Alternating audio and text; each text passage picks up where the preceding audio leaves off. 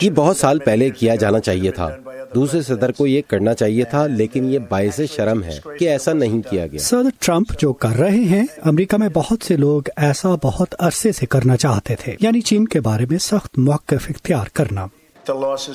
ہمارے ملک کے لیے کئی برسوں سے نقصانات بہت بڑھتے جا رہے ہیں اور اب ہم مزید ایسا نہیں ہونے دیں گے۔ صدر ٹرمپ نے اسی ہفتے چینی مصنوعات پر مزید $2 کھرب کے محصولات عائد کرنے کا اعلان کیا ہے، جس کے جواب میں چین نے بھی امریکی درآمدات پر $60 ارب کے محصولات لگا دیے ہیں۔ ان اقدامات سے امریکہ اور چین کے درمیان شدید تجارتی جنگ کا خطرہ پیدا ہو گیا ہے، مگر واشنگٹن میں کچھ کا کہنا ہے کہ اس کے علاوہ کوئی چارہ نہیں ہے۔ میں چین کے ساتھ تجارتی جنگ نہیں چاہتا، تاہم تجارت منصفانہ ہونی چاہیے۔ میرا خیال ہے کہ زندگی میں یہ بہت سادہ سا فلسفہ ہے کہ انہیں امریکہ میں اتنی ہی تجارت کرنے کی اجازت ہونی چاہیے جتنی چین میں امریکہ کو حاصل ہے۔ یہ منصفانہ کیوں نہ ہو اور حقیقت میں ایسا کیوں ہونے دیا جائے؟ تاہم کچھ لوگوں کو تشویش ہے کہ صدر ٹرمپ کے اقدامات کی سمت درست نہیں۔ وہ خاص طور سے کینیڈا، میکسیکو اور یورپین یونین جیسے امریکی اتحادیوں کی اسٹیل اور ایلومینم کی مصنوعات پر درآمدی محصولات عائد کیے جانے پر سوال اٹھاتے ہیں۔ ان کی رائے میں یہ وہ اتحادی ہیں جن کی مدد سے چین پر دباؤ ڈالا جا سکتا ہے۔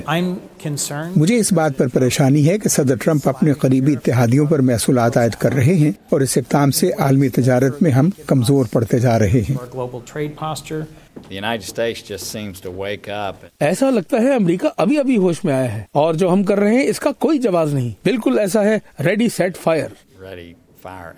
اور اس تنازع کے سیاسی مضمرات بھی ہو سکتے ہیں۔ حالانکہ ان محصولات سے امریکی صارفین کے لیے قیمتوں میں کسی ڈرامائی تبدیلی کا فوری امکان نہیں، ان سے صدر ٹرمپ کے کچھ اہم ووٹرز پر اثر دیکھا جا سکتا ہے۔ ان میں وہ کسان بھی شامل ہیں جو اپنی مصنوعات چین برآمد کرتے ہیں۔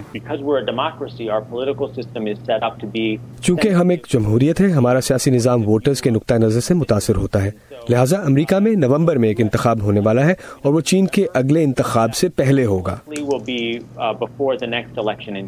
امریکہ اور چین کی طرف سے ایک دوسرے پر عائد محصولات 24 ستمبر سے نافذ العمل ہو جائیں گے۔ بلگالو کے ساتھ ندیم یعقوب، اردو VOA۔